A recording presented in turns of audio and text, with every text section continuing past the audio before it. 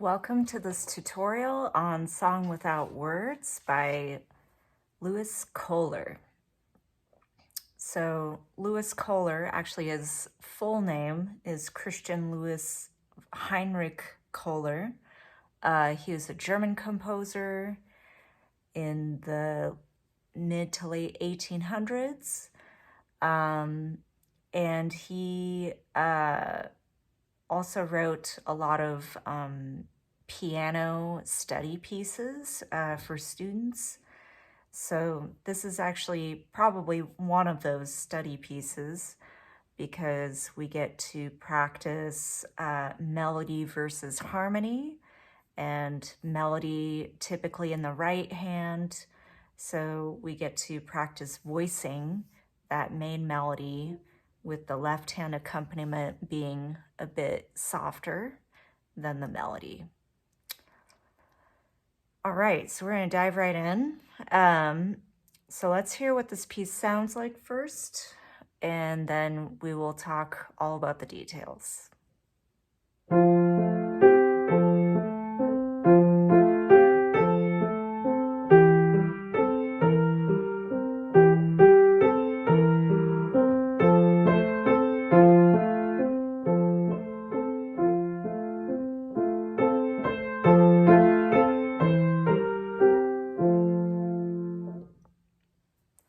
Pretty simple piece. First things first, we always want to look at the beginning of this piece in terms of time signature and key signature. So we do have one flat. I don't know if you can see in the score here, one flat, which is the B flat, and that means we are in the key of F major. How we know that for sure, we look at the end of the piece. Here is our tonic F, F-A in there. That's part of the F major chord. Also sounds major, but we could also say it could be in D minor because that is relative key, but overall this piece is very major sounding. Starts on F, ends on F. So we're definitely in the key of F major. And that will be our starting position as well, F position. Meanwhile, time signature says 3-4. So 1, 2, 3, 1, 2, 3, like a waltz feel. So that being said, just be very careful when you're going from one measure into the next. We don't want to linger on the end of the measure and then go into the next new measure, right? So keeping it really steady with that 1, 2, 3 beat every measure. Okay. First things first, definitely practicing hands separate is a good thing to work on initially in the beginning when we're first learning this piece. So I'm going to have us talk about the left hand first. So if we really break it down, the first system, first 4 measures, we're dealing with F major chord. So that's 4 times in a row, and I like to practice blocked at first. Then we're going into measure 5. So this is our C major, what we call C major first inversion. So basically you want to take this 3-5, shift it over by 1 step. Here's our C major chord, 4 measures in a row. Back to measure 9, F major.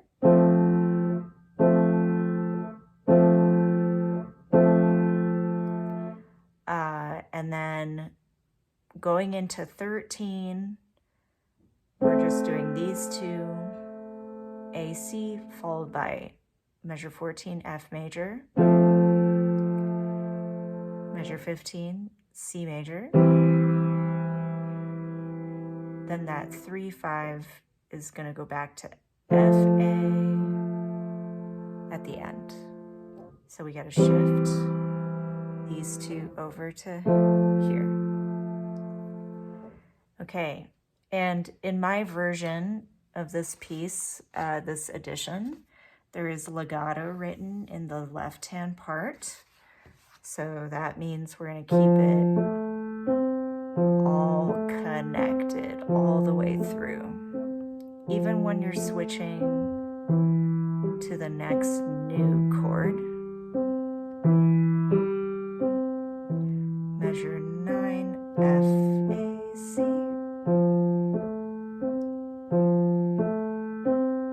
measure 13, C major, 3/5. So that is the left hand. Let's move on to the right hand. So just the melody by itself.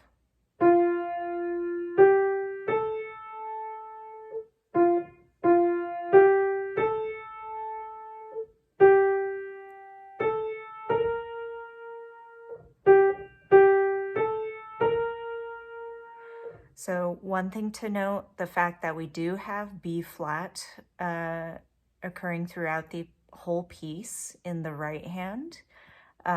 Definitely feel free to keep that fourth finger resting on the black key, B flat, so we don't have to reach for it all of a sudden when we need it, right?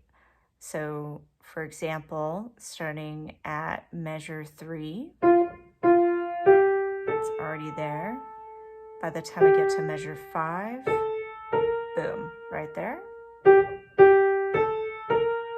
Still keep it there, even though we're not doing B flats on this system. And then here's one long slur. Lots of skips.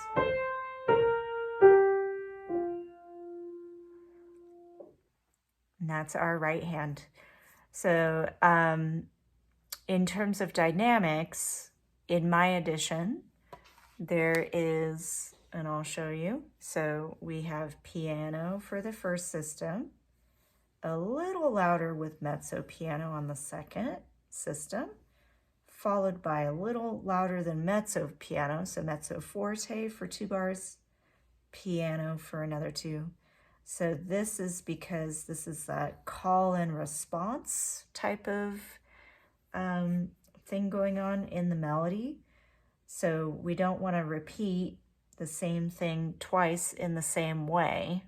So that's why we have louder on the first one and then softer on the next one, or like a shout and echo type of thing. And then at the end, we get to practice this lovely shaping. So starting off piano, getting a little louder in the middle of that slur, and then coming back down, tapering off to piano at the end. So let's practice some of those. So like measure 9, for example, mezzo forte, whoops, sorry, and then the echo. Piano, a little bit more, and less at the end. So those are really good parts of the music to practice just solely by itself, getting used to the dynamics there. And then in terms of putting it together with the both hands once you're ready, I really like practicing in this way with the left hand doing the blocked chords per measure with the melody playing as written. So for example, at the beginning, 2, 3, 1, 2, 3, 1, 2, 3. Practicing in this way, I find, is pretty helpful. And especially when you're going from measure 4 into 5 with the chord change. Measure 4, measure 5. So practicing the change in time, right? So 1, 2,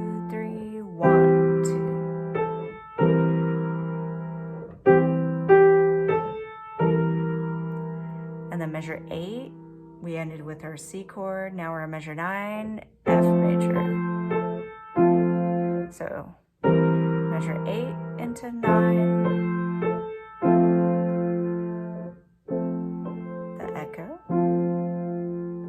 We can still do blocked here as well with the shaping.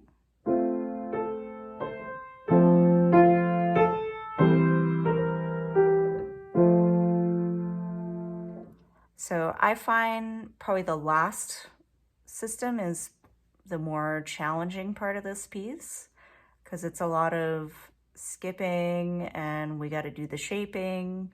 So really take your time with that. Be patient, especially on that last system there. And then after we're really confident with our blocked changing of the chords, then we can think about doing as written with the left hand. So in the beginning, what's really nice is we have that first 4 bars, and then it's the same exact rhythm on the next 4 bars, measure 5 to 8. So once you get the hang of measure 1 to 4, measure 5 to 8 is not too bad because you're used to doing that in the beginning. Measure 9 tends to be less complicated with the rhythm. It's just together, together, together, hold for that right hand. And then once you get to the last line, they're all quarter notes together. It's keeping that very steady and the pulsing of 3 beats. And then we end with our dotted half note together at the end.